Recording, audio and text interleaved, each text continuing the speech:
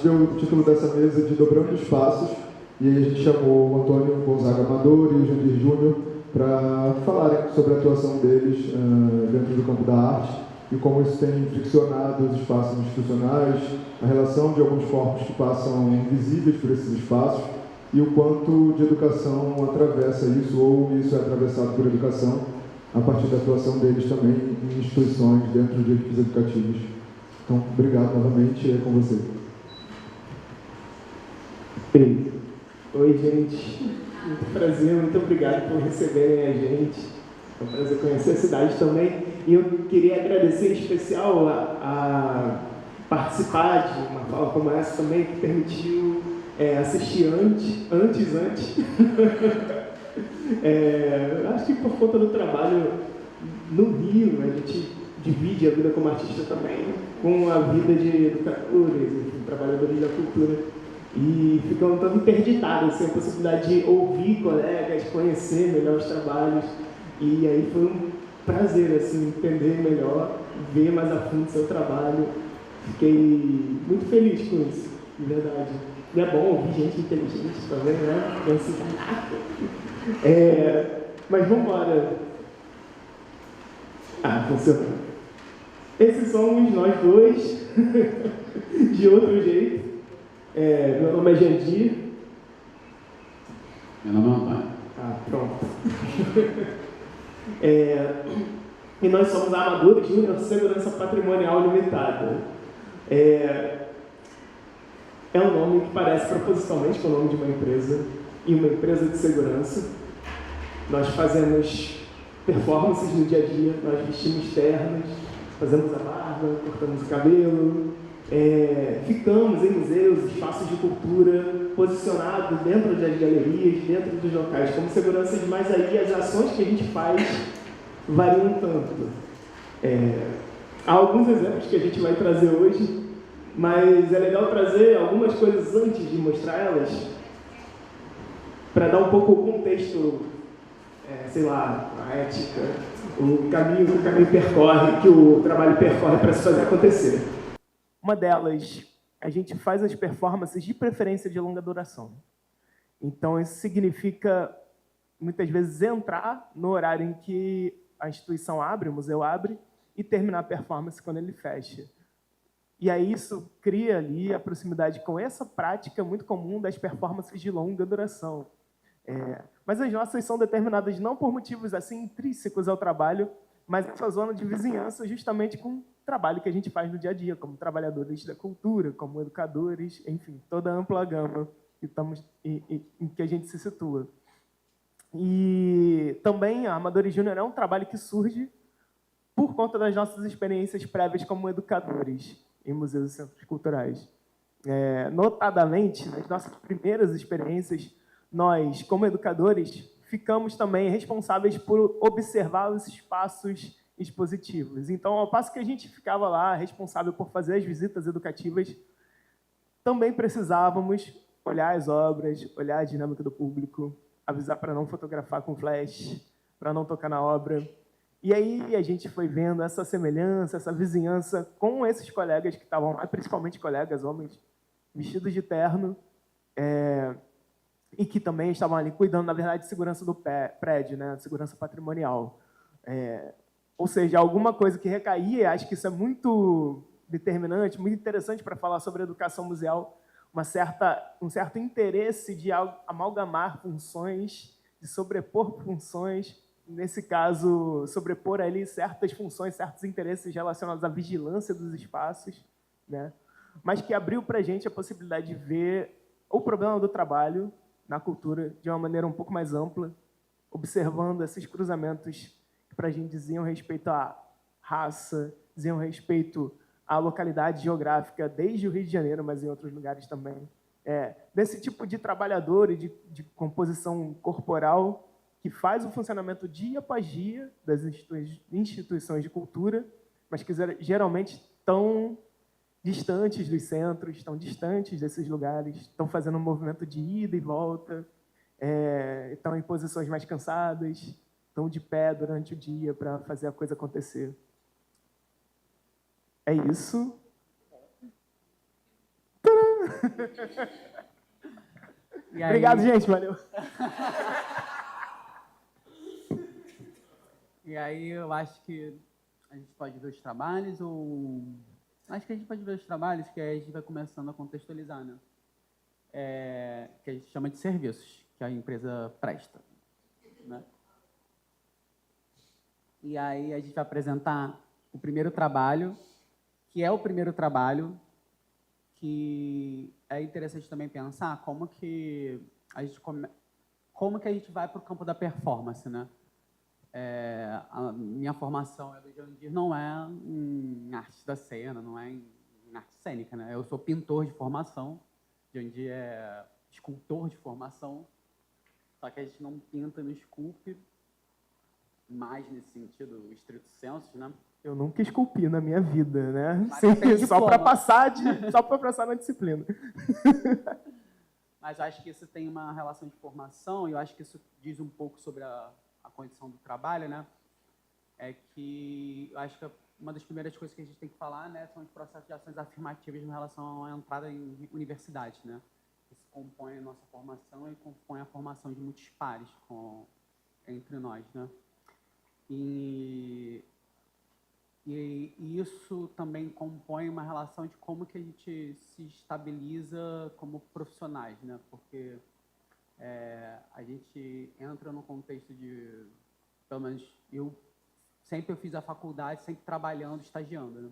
Então, tipo, era sempre uma relação direta, era uma faculdade, a nossa faculdade é uma faculdade bem elitista no sentido de custos de materiais, ou então uma relação de acesso, e também elitista no sentido de ser uma faculdade integral, né? Então, parte de um pressuposto que você precisa estar segunda a sexta o dia todo, né?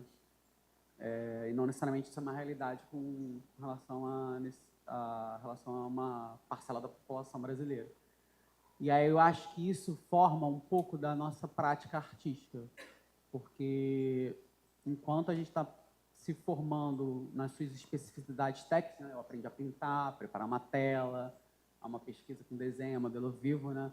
Ao mesmo tempo, eu precisava arrumar um trabalho para sustentar esse tipo de formação, né? Então, trabalho, estágio ou bolsas de permanência na faculdade, né? Aí eu falo isso por quê? Porque eu e Jandir, a gente se conhece não na faculdade, porque a gente fez a mesma faculdade, a gente não se conhece nesse ambiente, a gente se conhece no trabalho. Então, nossa relação começa nesse campo de somos estudantes ou terminando o processo de formação e ao mesmo tempo trabalhamos juntos. E aí acho que aí começa a nossa relação, porque era um grupo de muitos estudantes, a grande maioria quando a gente se conheceu, né, no Museu de Arte do Rio, era um grande corpo de estagiários, e pensando essa relação de educação e monitoria de exposição. E eu acho que isso forma a maneira de como se faz essa relação da prática, né? Porque a gente vai para o campo da performance porque a gente começa inconscientemente a perceber o nosso corpo como o principal instrumento dessa relação de trabalho. Tanto no sentido do campo da educação, mas também no sentido do campo do como que a gente pode produzir, né? Porque, como eu falei, né? Vou pegar o meu exemplo como prática, né?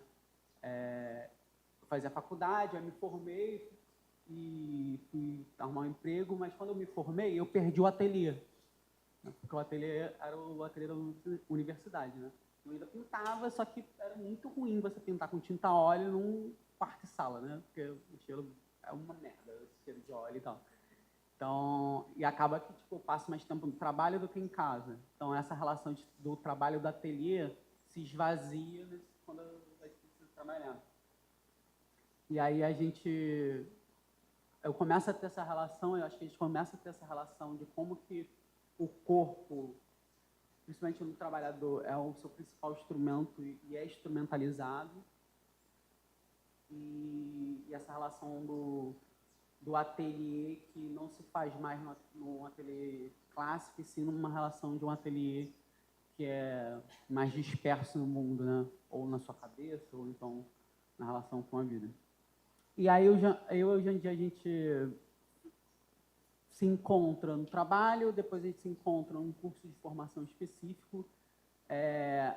Nós somos, acho que é um ponto muito interessante para falar, nós somos do Rio de Janeiro, somos cariocas, somos debochados, a gente gosta de fazer piada com tudo nessa vida, não é? Então, a gente tenta se divertir ao máximo. Eu acho engraçado falar disso porque a primeira ideia, que é objeto interativo, ela veio de uma piada. Assim. A gente tinha feito uma piada entre nós, que não era muito engraçada, eu acho. Mas... Era engraçada, assim, era muito engraçada. Era extremamente engraçada. Mas era tipo, cara, na verdade, a piada, a bem da verdade, era uma experiência também que Antônio principalmente viveu ali no início da inauguração desse museu que a gente trabalhou, né, do Museu de Arte do Rio, que era impedir o contato com o objeto interativo. Tinha um objeto interativo do Hélio Oiticica exposto, e Antônio tinha que ficar ali do lado dizendo, pô, não pode tocar. E aí, como é que era? A gente estava era a exposição inaugural do museu, tinha esse trabalho, quer dizer, esse aí é uma referência ao trabalho do Hélio. A diferença é que o do Hélio é vermelhinho, o nosso é verde. Então, tem uma grande diferença conceitual. E na abertura da exposição, não é a piada ruim, mas a gente achou muito engraçado naquela altura. A gente é um objeto interativo, então... Enfim... E a gente fez isso uma piadinha conversando um dia, né, num curso de formação de artistas, educadores. Passou um ano, aí abriu um edital, uma coisa assim, era um edital de duplas de artistas, aí o Antônio falou, vamos fazer aquela ideia? Aí eu recebi a mensagem e pensei assim, era uma ideia? Não, mas assim, aí eu acho que tem um outro ponto muito importante, que é isso, né? A gente só mandou porque o edital previa uma ajuda de custo. Muito importante. Aí a gente pensou, pô, não, a gente já tem, pô, vamos mandar. E aí teve um sim. A gente estava na graduação, a gente descobriu depois que a gente não poderia nem ter entrado lá, porque era uma seleção para pós-graduação, mas eles se confundiram, pensavam que um de nós estava no mestrado e nessa entramos e teremos uma ajuda de custo de R$500 para comprar o que a gente precisasse. A gente, não, vamos comprar ternos. Aí a gente teve a ideia de fazer o terno, né? Comprou lá tudo direitinho. Spoiler, foi o nosso primeiro calote. A gente não foi pago. Mas agradecemos muito por isso, porque, enfim, estamos aqui até hoje. Passeando. Foi um dinheiro bem gasto. E aí, é isso. Nós dois ficamos lá do lado do trabalho, né? A gente bem mais novinho, inclusive 10 anos atrás, 2015. Tem essa experiência que a gente sempre conta sobre esse trabalho, que eu acho que ela foi fundacional. Assim. A partir dela, a gente entendeu, caramba, tem coisa aqui. Porque a gente pôs o terno, fez a barba, tudo isso, e quando se colocou ali, Antônio, inclusive, mas eu estava do lado dele, então é uma coisa que eu vi. A gente teve essa experiência de uma pessoa conhecida chegar, no caso até o Antônio, perguntar onde era o banheiro, ou seja, não reconhecê-lo, e aí ele também teve a sacada de responder, o banheiro é ali, vira à direita, sei lá. E aí teve essa cena toda da pessoa depois tomar consciência de que estava falando com ele. E essa história, que a gente conta como se fosse uma história isolada, ela não aconteceu uma vez. Ela acontece até hoje. Ela aconteceu várias vezes, inclusive, durante aquele dia. Né? Hoje em dia, menos em alguns contextos que já conhecem a gente, mas a cada vez que a gente chega num lugar novo, isso se reinaugura. Né? E aí, as outras ideias começaram a surgir, a gente não conseguiu mais parar de fazer as performances. Porque eu acho que tem uma coisa assim, né? Porque isso tudo estava no plano das ideias, né? Tipo, de fazer essa relação, né? Mas é isso, a gente nunca performou. Naquele momento a gente não tinha performado, assim, nessa relação da cena. E uma coisa que a gente pensava que, tipo, era o jogo ali de tocar ou não tocar, era o jogo de fazer essa relação, né? Se transformou radicalmente quando a gente botou realmente o terno e se posicionou no espaço, né? A gente teve uma dimensão de que é essa reconfiguração a partir da uniformização, essa reconfiguração a partir do do posicionamento no qual o corpo se coloca no espaço, né? E aí isso faz com que a gente teve consciência da relação, tipo, como é que a situação pode ser criada ou performada, ou o gesto pode reconfigurar o espaço, né, no qual a gente está, né?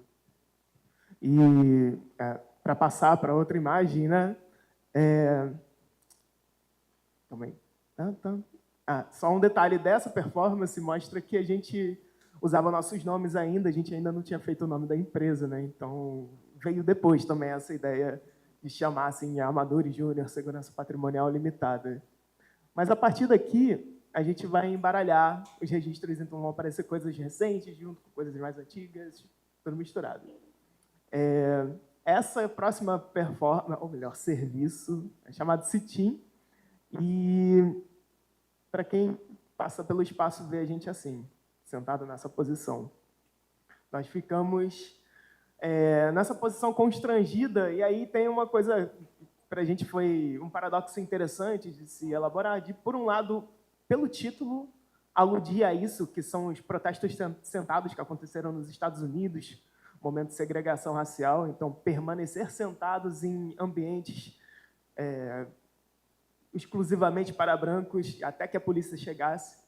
Mas, por outro lado, é um corpo também condicionado numa certa posição que lembra muito, enfim, essas situações de enquadro de pessoas negras, racializadas. E, especificamente nessa época, a gente estava olhando algumas gravuras do Debré, de como ele pintava, ele representava escravizados na situação do banzo, né? Nessa tristeza, nessa categoria médica de época. Então, a gente estava misturando ali. Mas, de fato, deixa eu ver se tem outra imagem. Tem relação com os públicos, né? E acho que essa daí é curiosa, diz também o que acontece ali no dia a dia. Que eu consigo lembrar, assim, de, sei lá, 3 situações típicas desse tipo de performance. Uma delas que a pessoa passa, olha e pergunta se está tudo bem. Você está passando bem? Oh, meu Deus! Tem a pessoa que passa, entende que é uma performance, tira uma foto, acha bonito, sei lá, olha só, uma escultura humana. E teve as situações que o Antônio passou, muito mística. E existe os sem noção, né? No mundo, né? Eu acho que teve uma que foi na Bienal, né? Duas pessoas. Uma foi uma pessoa que ficou muito interessada, ela sabia que era performance, ela sabia que queria coisa. Ela perguntou: oi, tu pode conversar comigo? Aí, tipo, eu posso. Mas você tem que ficar aí o tempo todo? Eu falei: aí eu tenho que ficar aí. Então, se você quiser conversar comigo, vai ter que ficar assim. Aí ela, tipo, sentou na minha frente e começou a bater papo comigo, assim, como é que é? Não sei o que, tipo, uma entrevista, assim, sabe? Tipo... E aí, isso foi uma coisa muito doida, porque, tipo, a pessoa ficou sentada assim na minha frente, eu queria te conversar, não sei o que lá, naquela situação, assim, tipo... Tem uma coisa importante para falar também, dói muito, insuportável ficar assim, então a gente fica meio de mau humor. Dói.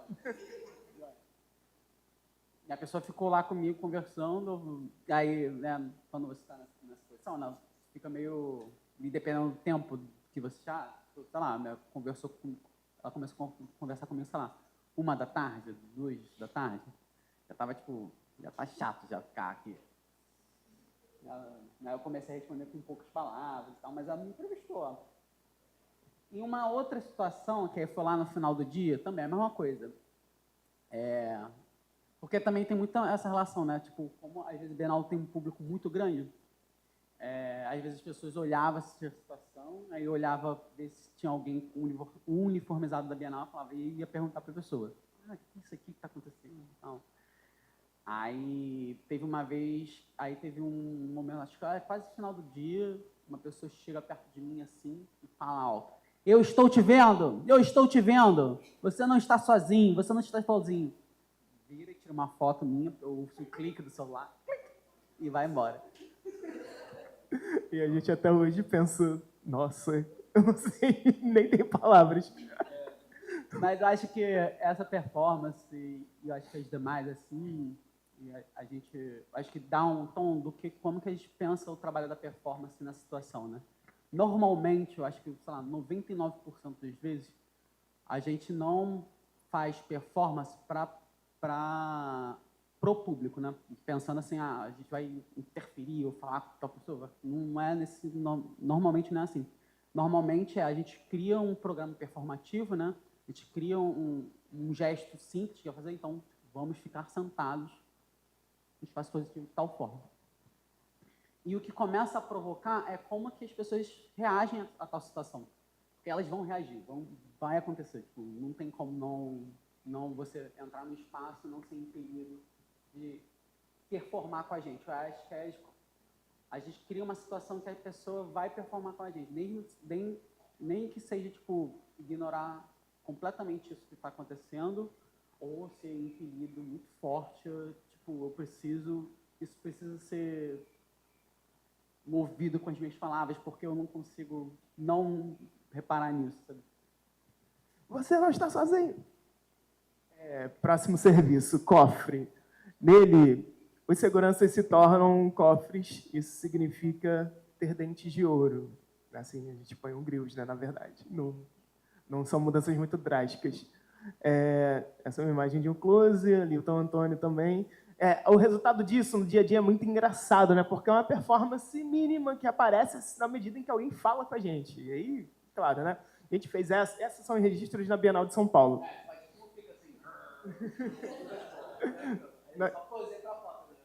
Nós participamos da 35ª, que foi a anterior à que está atualmente. E eu, particularmente, tinha uma esperança de que ela ia causar um frisson, porque passa muita gente pela Bienal, dia após dia, né? Que ia ter alguma interação. E, a verdade, o resultado foi um pouco diferente disso. As pessoas vinham, me perguntavam onde fica o banheiro, onde eu pago o estacionamento. Eu respondia, e a minha boca fica constrangida também, do Antônio, assim, fica constrita, né? É meio difícil falar, e os dentes aparecem. Eu começo a observar na pessoa que está conversando comigo uma certa estranheza, o senho vai franzindo, ela fica... Mas aí, o que mais acontecia, o que só acontecia, ela falar, obrigado. Aí, ou tá com alguém assim, vai andando, meio devagar e cochicha alguma coisa, e vai embora. E eu não sei, mas é isso. Tem uma coisa, acho que um amigo meu definiu isso muito bem, que é tipo, fingir normalidade, né? Tem uma coisa muito estranha acontecendo, mas, ao mesmo tempo, isso está funcionando. Sei lá, esse cara está de terno, me respondeu. Eu vou seguir minha vida. Depois eu vejo isso. Essa é pipa, é uma performance em que nós soltamos pipa. Então tá aqui eu ajudando o Antônio, puxando a pipa. Esse símbolo que aparece é o logo da nossa empresa desenhada. E é importante falar sobre o desenho, porque, primeiro ponto, Amadores Júnior Segurança Patrimônio Limitada. Tem um slogan que a gente inventou, que diz nem profissional, nem sênior. Que corresponde a isso. Se não é amador, quer dizer, aliás, se é amador, se é júnior, não é profissional e não é sênior, definitivamente. E segundo ponto foi um alinhamento das nossas vidas, que Antônio tenha sobrenome Amador mesmo e eu justamente seja Jandir Júnior. Então a gente, sei lá, acho que foi um presente. A gente conseguir se nomear assim, desse jeito risível. Mas, enfim, aí a logo é desenhada porque é meio rascunho, meio abobalhado. Antônio soltando a pipa e a pipa no céu. Tem uma coisa sobre essa performance, talvez vocês nunca mais vão ver ela acontecendo, porque a gente descobriu que não sabe soltar pipa muito bem. Mas a foto ficou muito bonita, então botei no portfólio, tá? Desculpa. Nada. Fala aí, pô. Pra gente se revezar, fazer uma coisa... Tá. Nada, a gente faz nossas atividades dentro de uma piscina. Sempre. Muito bom. E aí, eu acho também, também falar também de uma relação, acho que nada dispara umas coisas que são muito interessantes. Eu acho que a primeira, que a gente falou um pouco do desenho e da relação, né? Essas coisas foram foram acontecendo à medida que a gente ia botando termo e fazendo proposições, né? A gente vai entendendo o trabalho à medida que a gente vai executando ele, né? E aí, por exemplo, antes a gente não tinha um nome de empresa. Quando a gente começou a perceber, caraca, eu acho que já dá para ter um nome. A gente começou a perceber as coisas que a performance não dava, né? Porque acabou que a gente começou a entender que a performance não se dá apenas no ato de fazer a coisa, né? E sim no contato com as pessoas, nos convites que aconteciam, né? A gente começou a perceber como que essa relação de uma empresa de segurança, de uma relação de serviço, acontecem também dentro de uma relação dos agentes que compõem o sistema de arte, né? Então, pensar que quando um artista submete seu trabalho num edital para uma seleção de curadores, nada mais é que você está tentando vender a sua relação de serviço para ser comercializado. Então, a gente começou a perceber que existe uma certa performatividade das ações e a performatividade de cada um desses agentes em seu determinado papel ali, né? E que o jogo ali não sai muito do papel que a gente executa, né?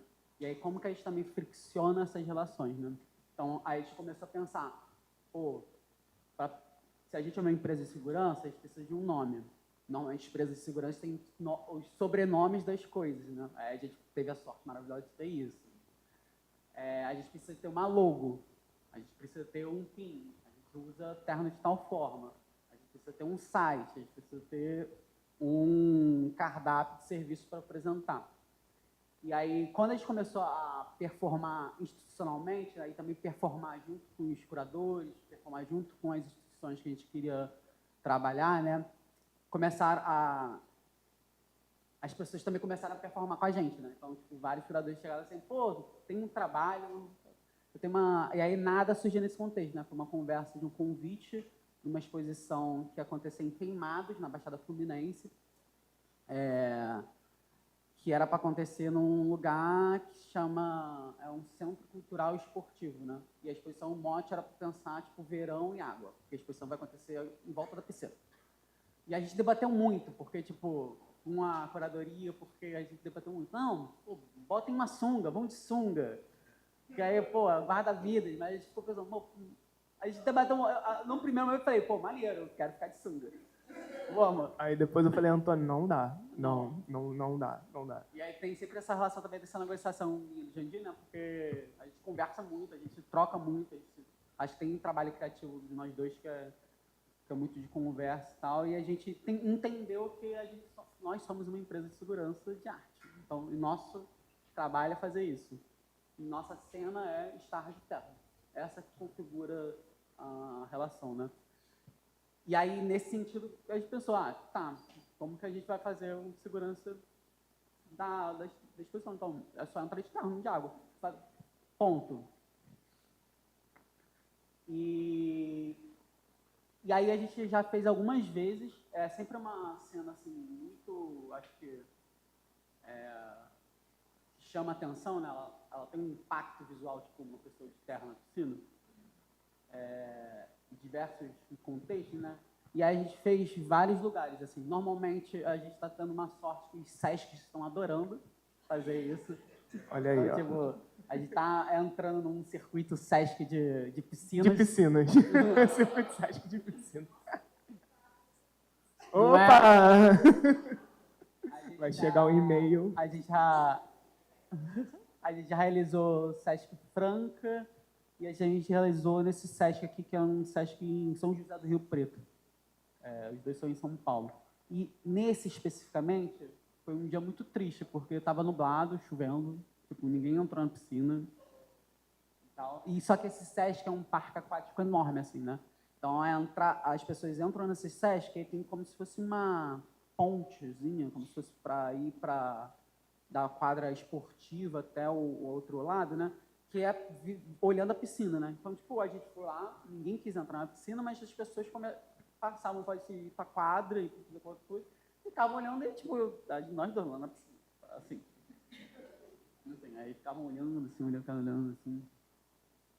E aí, só que teve uma hora que eu vi até lá de baixo, né, olhando para cima, né? uma mãe e uma criança estavam olhando muito para mim, pra gente, né? E aí eles desceram e foram pro parque aquático. Eles não entraram na água, mas, tipo, a mãe chegou e falou assim, opa, tudo bom? Meu filho tem uma pergunta para te fazer. Ele pode fazer? Eu falei, pode, tranquilo, né? Aí a criança virou para mim e falou, oi, tudo bom? Vai ter batismo aqui?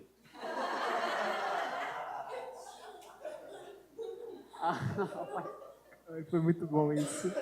Aí eu falei, não, eu tô só tomando conta aqui. Ele falou, então tá. Aí foram embora. Mas isso, eu acho que isso também dá um pouco do tom da relação da performance, da relação da arte, né? Que às vezes a gente pensa uma relação simbólica e tal, mas o público cria muito com a gente.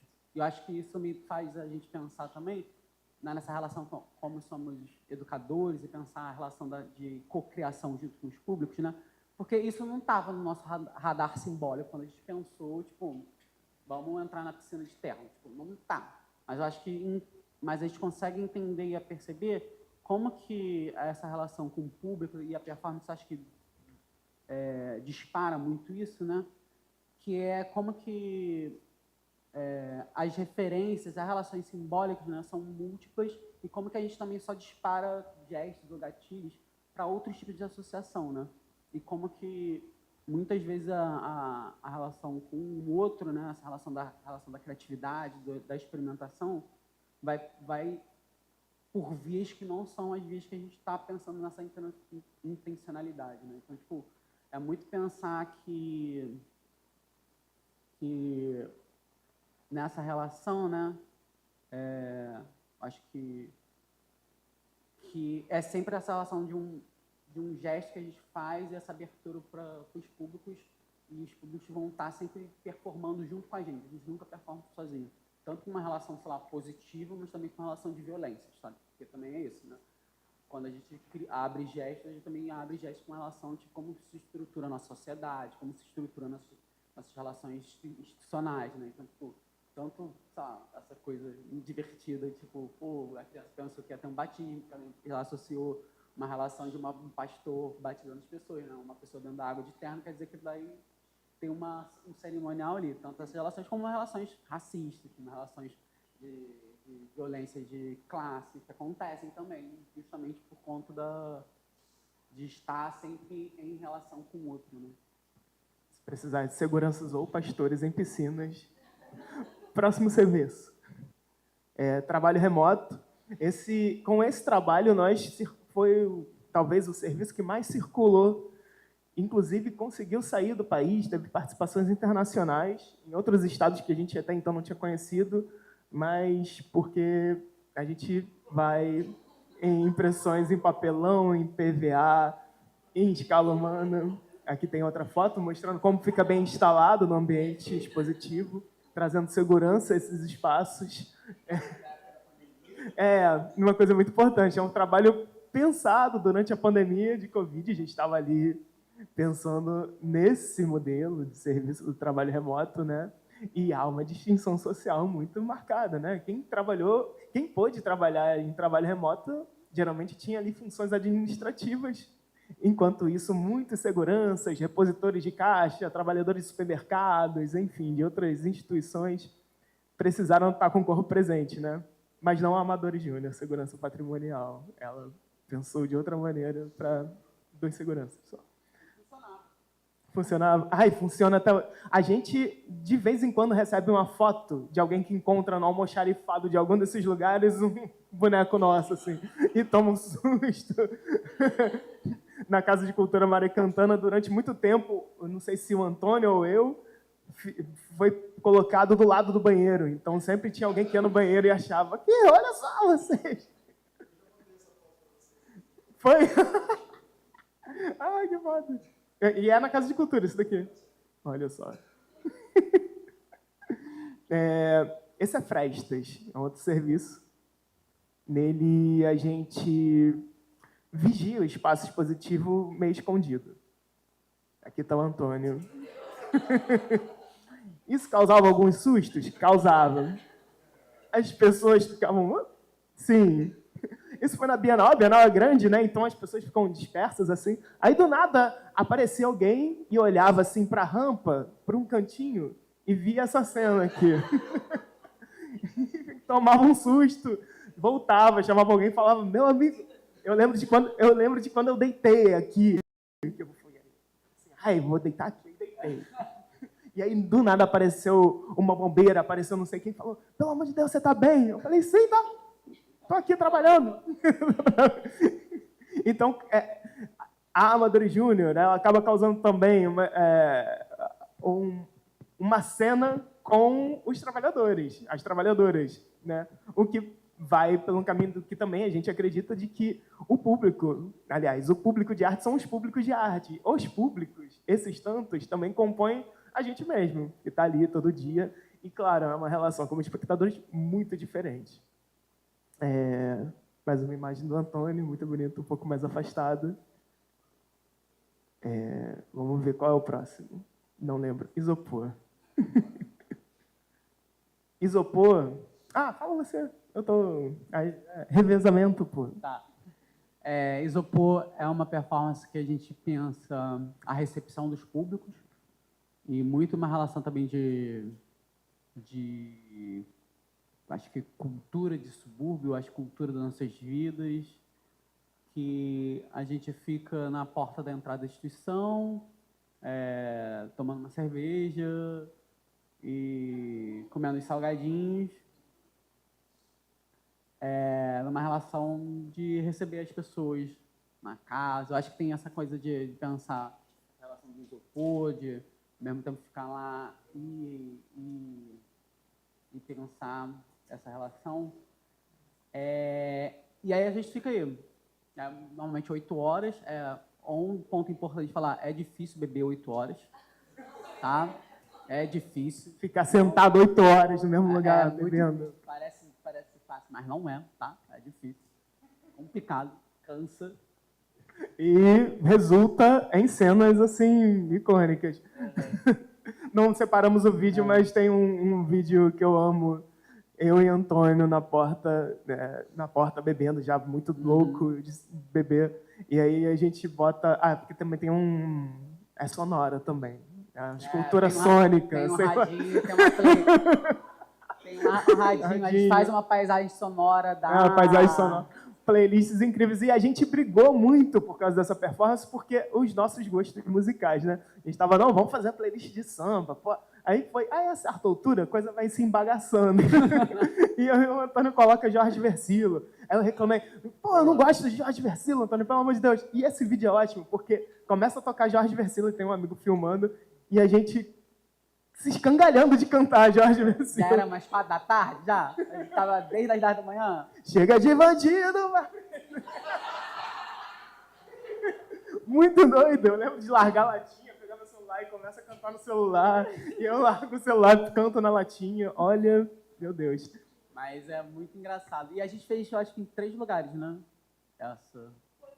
Sesc Pompeia, em São Paulo, na nossa exposição individual na Casa França, Brasil.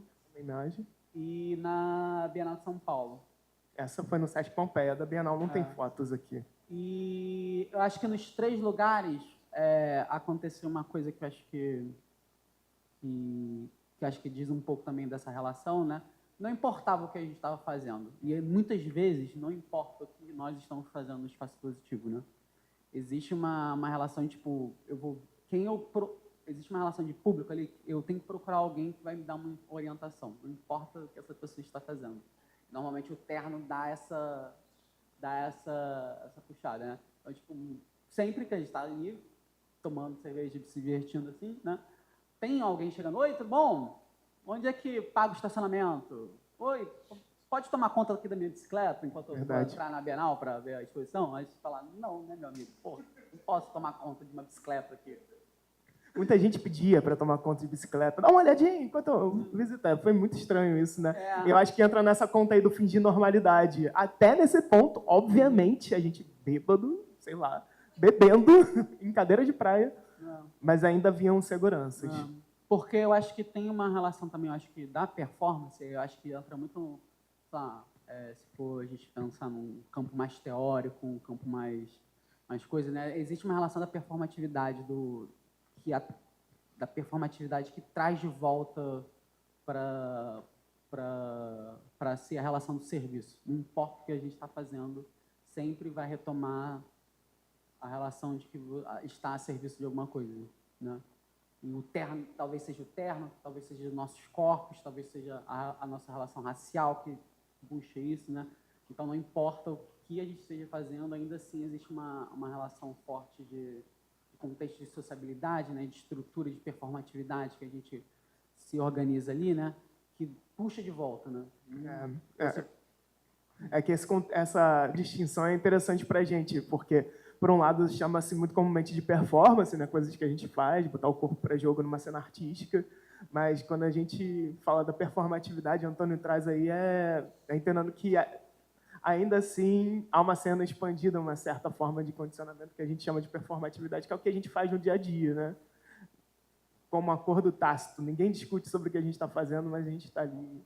E é isso. Acho que é um trabalho que entra no meio dessas duas coisas, né? Ora é visto como um trabalho artístico, mas ora pode ser visto como qualquer coisa. Qualquer coisa não, uma cena cotidiana. 360. Nela, para melhor vigiar o espaço expositivo, os seguranças ficam um de costas para o outro, bem coladinhos, e fica assim. É um serviço da Amadori Júnior pensado para assegurar que o espaço possa ser vigiado 360 graus, sem problemas, manejando 2 seguranças para isso. E na recepção, as pessoas que viam, muitas vezes viam como uma espécie de escultura, falavam, nossa, uma escultura aqui no vão central da Bienal. Ou tinha gente que ficava realmente tentando entender por que botavam 2 seguranças assim desse jeito, né? Imponderabilidade institucional. Tem uma performance da Marina Abramovic muito conhecida, que é Imponderabilidade, tinha esquecido. Nela, numa porta bem estreita, numa passagem bem estreita, ela e o Lai, companheiro dela, e foi o coautor desse trabalho, se posicionam nus de modo, e é o único espaço acessível, de modo que as pessoas, para acessarem um espaço para o outro, precisam passar por entre eles, se esgueirando, se esfregando, eventualmente, nos corpos, né? Essa performance, nós substituímos as pessoas nuas por 2 seguranças, nós 2, e a passagem bem apertadinha por um detector de metais, estilo portal. Na Bienal, a gente deixou muito tranquilo assim. Esse é um ponto importante, eu acho, também falar, que a Bienal proporcionou a gente a fazer muitas performances que a gente nunca conseguiu fazer, né? Essa performance, por exemplo, era de 2016, 15... Não, 16, assim, né? E aí era muito difícil a gente chegar no museu e vocês têm um portal não tem um detector de metal assim pra gente ficar dentro? Normalmente tem dinheiro para alugar? Não conseguia nunca. E a Bienal também proporcionou essa relação de pensar trabalhos que a gente nunca conseguiu realizar, né? Porque a gente tem muito trabalho, inclusive até hoje, que a gente não consegue realizar por conta de, tecnologia ou recursos e tal. Mas aí na Bienal a gente conseguiu fazer, porque a gente conversou com a Bienal e falou, a gente tem um quebrado lá atrás, pode usar. Mas, tranquilo. E aí, bem, a pessoa podia passar por entre nós ou por fora. Engraçado como isso acontece, né? Foi o primeiro dia de abertura da Bienal, dia 1. Muita gente chegava, parava na nossa frente e paralisava. E ficava assim, como é que eu entro? Fica à vontade. Mas tinha também muita gente que queria entrar. Uma coisa que me surpreende, porque eu nunca ia querer participar de performance nenhuma, eu não quero participar de nada, quero ficar escondido. Mas aí, inclusive, na abertura, formou-se uma fila, formaram-se filas ao longo do dia, pessoas para passarem entre nós, assim.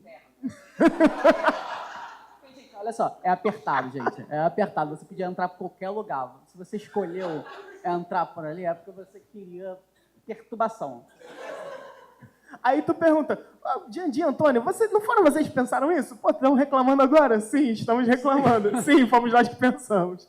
A gente reclama do que a gente mesmo inventa pra gente. Pô. Mas, pô, é horrível. Isso, além das pessoas passarem, a gente ficou... Essa foto aí eu acho que diz muito, né? A gente ficou, tipo, um olhando pra cara do outro durante 8 horas, assim, tipo, ai, que saco, ai, não vou te olhar pra lá. Ai, muito engraçado, gente. Nossa, não, eu ia falar o nome, mas eu ia precisar falar o nome de uma pessoa famosa, depois eu conto isso nos bastidores. Mas só uma coisa, foi muito... esse contato tão próximo, né, com visitantes também trouxe pra gente um incômodo de como as pessoas podem ser descuidadas, né? Como elas podem interferir no nosso corpo sem cuidado, assim, sem gentilezas, né? Então, muita gente passava de modo muito bruto, assim, sem dizer bom dia, sem falar com a gente.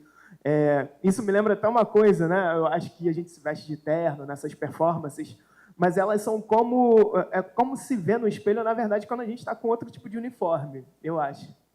Para a gente foi se perceber, acho que a Amadores Júnior é um certo trabalho que está ali no spot de luz, com determinada atenção, né, da cena de arte.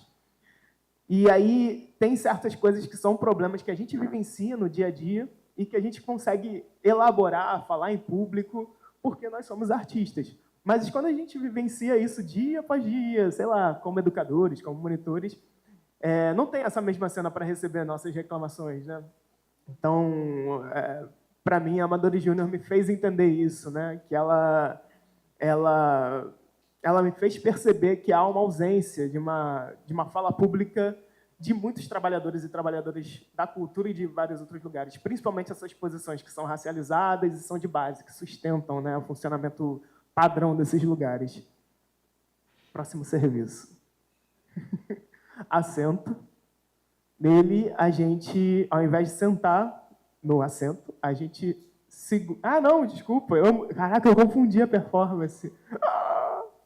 A assento é essa. Nossa, eu ia descrever outra. É porque tem algumas que falam sobre assentar. Mas nessa a gente senta numa cadeira de balanço ou num assento muito confortável.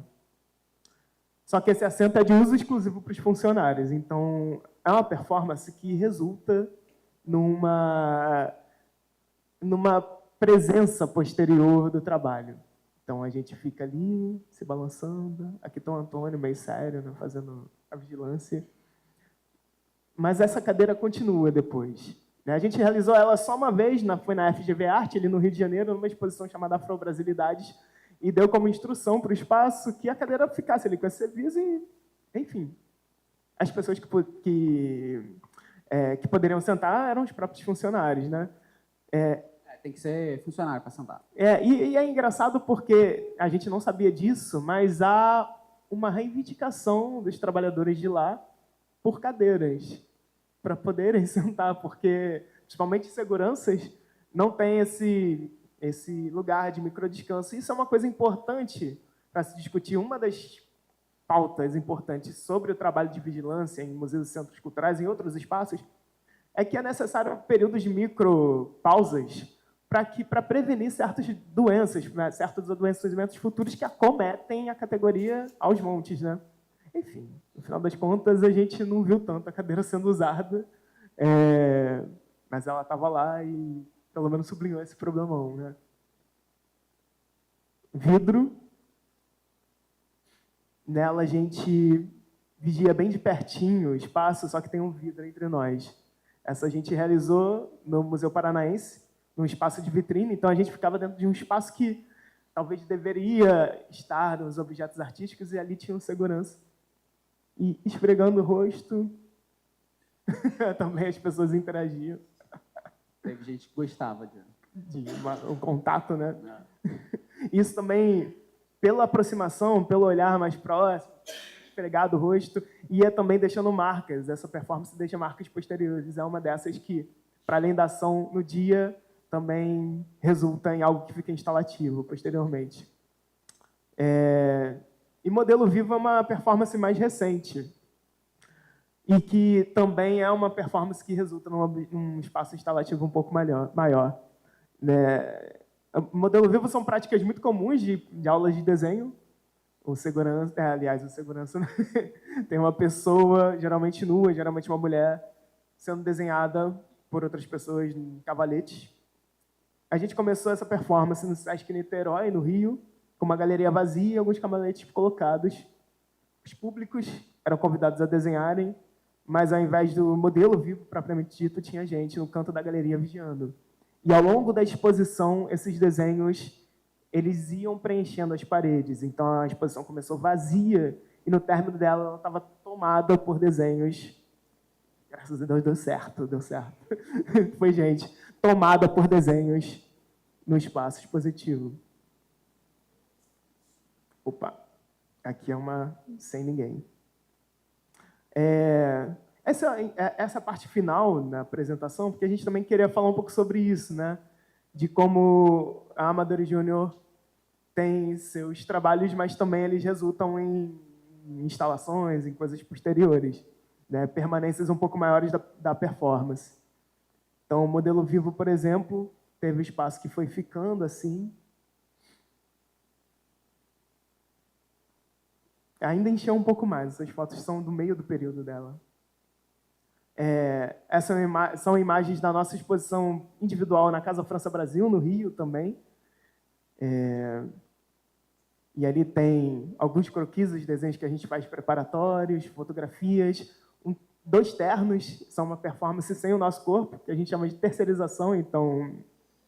A gente terceiriza o terno para outra pessoa usar durante a exposição. Pois é. A gente ocupa o cofre também do espaço, com algumas fotografias. E ali no fundo era uma galeria pequena, escanteada em relação ao espaço principal. E tinha esse espaço pequenininho, bagunçado, que simula ou se faz uma sala de descanso, como as salas de descanso que a gente usa no dia a dia. Ela a gente também entende como performance, chamada intervalo. E nela a gente descansa de terno, fica ali. O que resultou numa interação com o público muito curiosa, né, nessa exposição, né? As pessoas entravam e muitas delas quase que pediam desculpas e saíam correndo. Porque pensavam que estavam entrando no lugar errado. Mas para quem ficava e para quem fazia o elo, né, quem já conhecia, acho que aí acontecia, enfim, a faísca, né, que faz a Amadori Júnior acontecer. Justamente ali na zona de indiscernibilidade, de confusão, que o interesse do trabalho surge. Voltando. Bom. Eu acho que nessa exposição acho que foi muito engraçada, porque teve uma situação que eu acho que foi você que estava na hora, né? Que um cara entrou na exposição, né? Porque aí acho que também é uma outra relação que foi muito maneira, né? A curadora dessa exposição, a Carolina Rodrigues, ela performou junto com a gente. O texto de parede dela estava muito empresarial, falando de uma maneira muito assim, adjetivando as coisas, essa empresa, quase 10 anos de experiência, blá, blá, blá. Então teve uma pessoa, acho que aconteceu com você, que você me contou depois, né? A pessoa chegou na exposição, leu o texto de parede, começou a olhar os trabalhos, e assim, daí começou a gargalhar no meio da exposição. E aí o gente estava na hora do intervalo, lá sentadinho, e falou, opa, você trabalha aqui, você é um dos artistas? Aí o gente falou, sim. Aí ele falou, cara, eu entrei aqui e eu entrei com muita raiva. Porque eu entrei aqui, eu pensei que a Casa França Brasil estava fazendo uma exposição para a empresa de segurança, elogiando ali a precarização dos trabalhadores. Que absurdo é esse? Não sei o que lá. Expondo os trabalhadores. Aí, coitado ali na piscina. Que absurdo. E eu estava almoçando nessa hora. A gente almoçava também nesse espaço, né? Eu estava lá batendo um prato. Ele, puto assim, caraca, tem a foto dos caras aqui expondo eles. E ele precisa ficar aqui dentro ainda. E aí depois ele entendeu, não, aí depois eu vejo desenhos, que é incrível, não sei o quê. Gostou depois. Deve ter gente que não gostou, assim, não veio, saiu com outra ideia. A última imagem é a vidro, ela mostra como ficou depois, esse espaço que a gente foi esfregando a cara ali, né?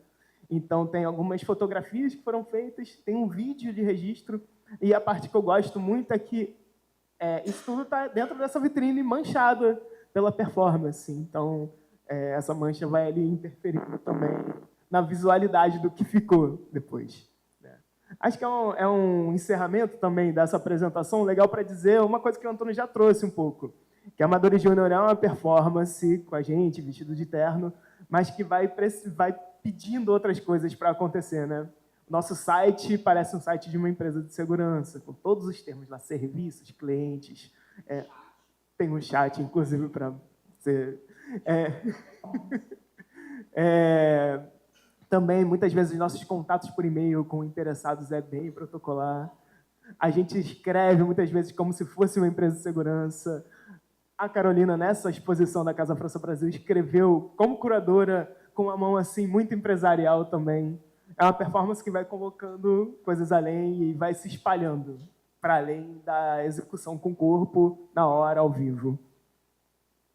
Mais uma foto. E aqui acaba essa aventura. Obrigado.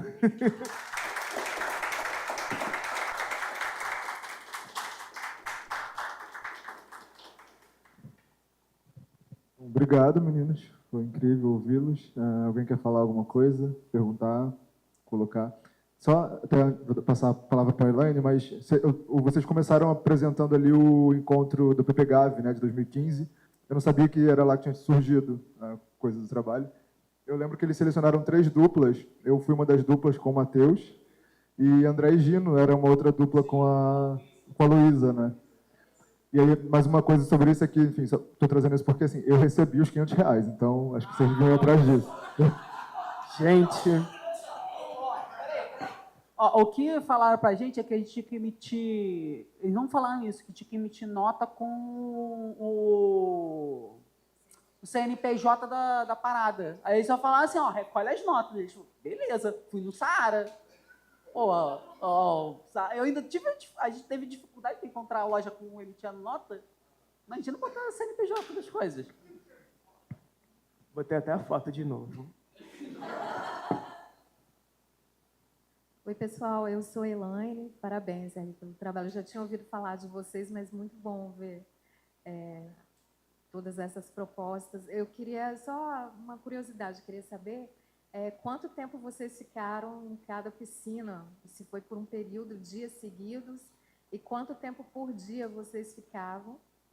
E também queria saber se vocês chegaram a ter mais interação com outros seguranças, se as performances, por exemplo, vocês chegam na instituição, vocês fazem todo esse percurso do próprio segurança mesmo, vão lá para o armário, interagem com outros seguranças. A primeira vez que a gente fez essa performance da piscina, a gente ficou cerca de 5 horas. Como eram os 2, dava para sair às vezes, mas voltava. Sim. E uma coisa importante falar, não recomendo, é muito ruim, assim, entrar numa piscina de terno e sentir, porque se sente muito frio. Então, depois de algumas horas, a gente começou a tremer, assim, o queixo batia. Usa protetor, caso estejam pensando, sei lá, repensem. Mas a gente pensava, inclusive, que a gente só ia fazer essa performance, porque onde a gente ia encontrar outra piscina, né, para fazer uma galeria, num museu. E aí, então, acho que o SESC descobriu a gente descobriu outras unidades e foi fazendo. Essa segunda performance em São José do Rio Preto, a gente ficou pouco tempo, período da manhã, porque começou a chover. E a gente teve uma terceira experiência no SESC Franca. E lá foi muito confortável fazer, porque as piscinas são aquecidas. Então, a gente ficou o dia inteiro. Foi aí, na moral, muito bom, muito bom. Eu acho que sobre os seguranças, relação com seguranças, né? Bem, a gente teve pouquíssimas experiências de espaços que prepararam conversas prévias com vigilantes para a gente. Ou ainda teve o caso de a gente chegar e ser pego de surpresa e os seguranças serem pegos de surpresa com o trabalho, né? Às vezes rola isso, né? Tipo, há um acordo prévio em que você fala, não, avisa a equipe que vai acontecer. E teve uma performance CSP que eu comecei a fazer e fui interpelado pela equipe. Assim, eles pensaram que é esse doido. Então, isso é interessante falar porque é uma dificuldade, assim, em muitos casos, de ter um contato com as equipes de vigilância e outras equipes, por parte dos acordos ali, né, pela correria de programação, coisa que a gente entende também. E aí, por conta disso, o contato com o vigilante, com outros seguranças, ele acaba sendo no dia a dia. E é muito maneiro, muito bom. Porque há uma diversidade interessante entre as seguranças, né? Há seguranças que odeiam arte e estão lá trabalhando. E é muito bom a conversa, geralmente, com eles, porque tem, sei lá, um exercício de retórica, de discussão, né? Muito embasamento para discutir o que não se gosta. E as seguranças que amam arte vão ali conversando também. E há conversas que escapam muito disso. Eu lembro muito na Bienal, estava ali parado, de terno, fazendo alguma coisa, e tinha um cara da equipe de orientação, ele começou a conversar comigo e perguntar sobre o trabalho. Eu falei, expliquei o que era performance, ele falou, tá, mas você já tirou a ata? A ata, quem não sabe, é o documento para você exercer a profissão de segurança. Eu falei, pô, não, a gente é artista, né? Aí ele falou, não, você tem que tirar a ata, você não vai deixar de ter emprego. Pô, minha vida mudou, agora eu tirei a ata. Porra, sempre aparece um bico, sempre aparece alguma coisa, eu sempre estou trabalhando, tem que tirar a ata. Ele começou a me dar muitas dicas, assim. E foi isso. É massa ver também como a performance propicia certas conversas muito generosas e amigáveis, e que são também explicitam ali uma dimensão de cuidado que acontece entre nós, né, no dia a dia, na conversa miúda, né? Eu acho que a gente não teria essa experiência se fizesse outro tipo de trabalho, certamente.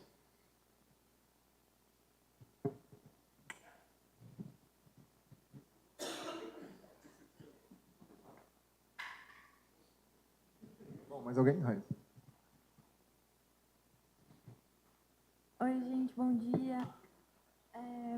Para falar que eu conheci vocês, por acaso, também eu trabalhei na Casa de Cultura durante o período da pandemia, e aí eram poucos os vigilantes, realmente, porque a casa não estava aberta, e era um trabalho interno. E aí eu lembro que eu trabalhava no MAC, que é o Museu de Arte Contemporânea que existe na Casa de Cultura, e a nossa relação era direta com o pessoal que fazia a administração da casa, né? Que existem várias instituições dentro da Casa de Cultura. E aí teve um dia que eu entrei no andar da administração e tem um colega gigante que trabalha há anos para a cultura, o Marcos, que é administrador assim da parte interna da casa, e ele falou assim, entra ali naquela sala e pega o que tu precisa, acho que era martelo, alguma coisa assim. E aí eu abri e te vi, Jandir, assim. E eu levei um susto, óbvio, mas assim, já tinha acabado essa mostra e tu foi guardado assim dentro do almoxarifado realmente. E aí eu levei um susto e o Marcos, isso aí é uma forma de repressão da gente, colocar esse cara para ficar sempre nos vigiando, isso é um absurdo. E só que ele não deu o contexto e realmente eu fiquei, que coisa estranha, mas tá, enfim, né? E aí depois de um tempo eu conheço o trabalho de vocês e acho ótimo, incrível, assim. E fiquei pensando em algumas coisas, especialmente agora falando como vocês dois são artistas e da performance. Eu já trabalhei como mediadora, hoje aqui no parque eu não trabalho com mediação, mas a gente tem 4 colegas que são educadores aqui no parque. E a gente já conversou e eu também penso muito, o trabalho do mediador é muito cansativo, né? E principalmente em instituições privadas, eu já trabalhei em lugares que eles não davam cadeiras para a gente sentar realmente. Então a gente ficava, sei lá, 6, 7 horas em pé, circulando, parecendo um hamster, assim, caminhando para cima e para baixo. E aí fiquei pensando como vocês preparam o corpo, né? Pelo que eu entendi, vocês têm as ideias e não necessariamente testam elas antes de se colocar na situação, né? E aí, sei lá, ficar 7 horas, 5 horas dentro de uma piscina e só depois entender que vai ficar com frio, que daqui a pouco vai ter uma hipotermia, que é importante proteger a cabeça. como vocês lidam com isso? Como se preparam assim para essas situações? Tem uma parada que eu acho que são muitas coisas. Mas eu acho que, tipo, não, a gente não tem uma preparação corporal antes, tipo, né? Tem uma... A gente brinca, né, que... Porque acho que a gente, quando a gente pensa performance de longa duração, né, a gente já joga logo para a relação com a Marina, por exemplo, né, de pensar esses exercícios, né, de conscientização e tal. Mas acho que o que preparou a gente para pensar essas performances foi o trabalho, né? Que é a escola maior de arte da performance do que um trabalhador que vai pegar, sei lá, 2 horas num ônibus em pé, assim, né? Porque precisa estar assim, né? Que preparação corporal é essa que o trabalho impõe, né? Eu acho que tem essa relação tem a relação da conscientização do seu corpo, né? Porque aí a gente entra numa outra questão, mas acho que trabalhar em pé, eu acho que o trabalho condiciona o nosso corpo, assim, né? Para fazer as performances, essas relações, assim, né? E aí tem uma outra coisa que eu acho que tem a ver acho que tem a ver com isso, né? Que normalmente é simples o gesto que a gente faz, sabe? Tipo, a gente se coloca em algumas situações que são meio doidas, a gente se coloca em algumas situações que são meio doidas, né? Mas não tem um condicionamento muito específico para fazer o trabalho, né? Muito determinado, assim, né? E a gente também entende como é trabalho, existe uma condição de uma individualidade nossa do Jandir, minha do Jandir, né? Para executar isso, né? Então, tipo, porque a ação é assim, tem que ficar sentado aí, né? Por exemplo, às vezes, tipo, o seu corpo vai cansar. Eu acho que isso também demonstra como que é a relação do nosso corpo com o trabalho ou com esse ato, né? De estar sempre em movimento e tal. Tem uma... Mas a gente não tem essa relação de preparação do corpo, essa relação Claro, já fiz muito tempo meditação, yoga, mas eu acho que não tem uma... Sou um ex-atleta também, mas eu acho que o trabalho, acho que tem mais a ver... O trabalho, tipo, pegar ônibus, tipo, essa relação do trabalho já é mais uma escola tão forte de preparação corporal como a da Marina Abramovic, assim, sabe? Esse condicionamento, né? Que é um condicionamento não consciente, talvez, né? E tal. Mas tem uma história que eu acho que tem a ver com preparação do corpo, e eu acho que tem muito a ver com isso, né? Que eu lembro que no camarim do CCSP, quando a gente foi fazer performance, tem um avisozinho, que eu acho que diz muito sobre isso, que está escrito assim, proibido acender incenso no camarim.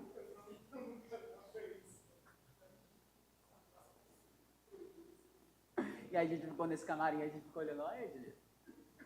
Aconteceu nessa última Bienal do Mercosul, que eu fiz parte da equipe, eu estava meio que coordenando a equipe de um dos espaços que participou da Bienal. E aí, agora tu falou de incenso, teve uma mediadora que chegou super atrasada, ela estava atravessada, assim. E ela chegou na nossa salinha, assim, para guardar as coisas e acendeu o incenso. Acendeu o incenso, ela disse que ia tentar alinhar os chakras dela, que ela não estava num dia legal e que daqui a pouco ela ia lá para o espaço, assim. Mas eu fiquei pensando nisso porque são trabalhos realmente cansativos e às vezes a gente só se dá de conta que cansou depois de ter passado pela experiência. Assim, esses dias a Laira, que é uma das mediadoras, educadoras aqui do parque, comentou que, dependendo da faixa etária dos grupos que são recebidos aqui, está ali no pique. Quando acaba, sim, acabou o dia, mas ainda tem algumas horas aqui dentro do espaço ainda para dar conta, né? Então, fiquei pensando nessas coisas, mas obrigada, gente.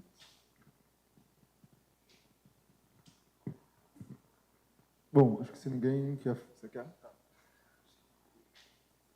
Desculpa, eu vou ser breve.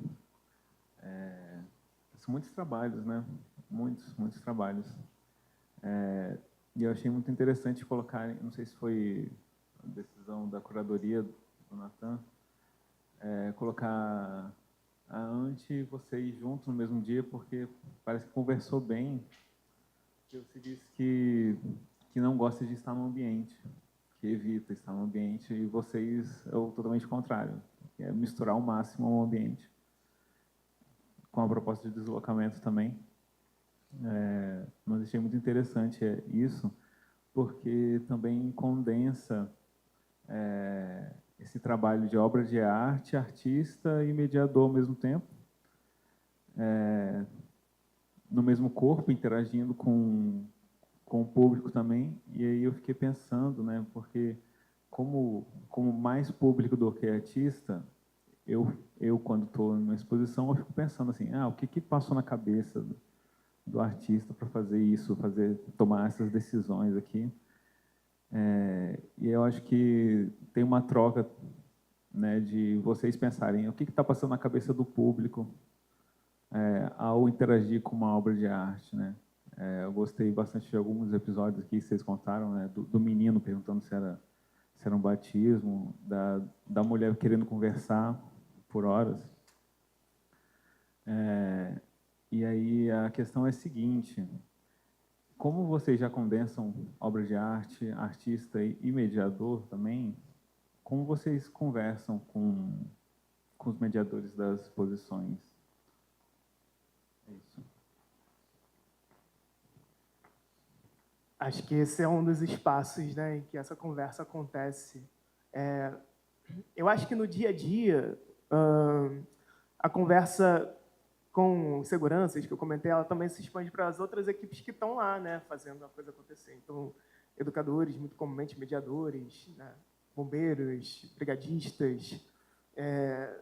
E a aproximação acontece de forma natural, porque é engraçado, né, por mais que o convite venha distinto, venha para a gente realizar uma ação por algumas horas, talvez de ver ali, a gente dividindo o espaço, durante o mesmo período, tem momentos ociosos e a gente começa a conversar, né? E aí vão de trivialidades até esses assuntos mais sérios. Mas eu fico pensando, na 35ª Bienal de São Paulo, aconteceu de sair uma carta aberta de todos os trabalhadores que estavam ali, né, principalmente, notadamente, os educadores e os orientadores de público, denunciando as condições terríveis, né, de trabalho. Inclusive, a Bienal foi autuada por conta disso, em vários pontos, e precisou rever seus modos de trabalho.